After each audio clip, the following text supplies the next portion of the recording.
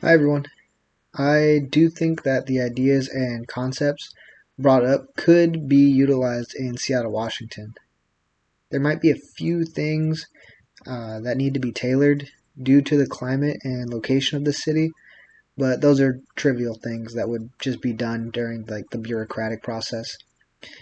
Implementation would face a few obstacles because the city is already very established and has a large population that is growing. I do see three major things standing in the way of Seattle being able to implement the proactive policies and sustainable urban fabric ideas that other cities already have in place. The first thing standing in the way would be the personal car culture that America has established, as well as having to adjust the function of some roads to be able to practice traffic calming.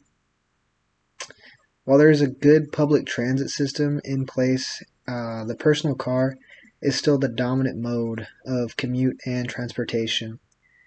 And there could be a lot of pushback from the city's workforce as well as everybody that uses those roads to get to and from where they need to go throughout their day. The second hurdle would be the climate. In the cities mentioned, in this section, they receive a lot more sun than Seattle, and walking while it's raining might not be too fun.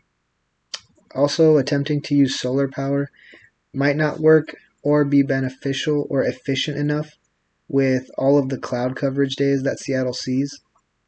That's not saying there are no other things that could be done.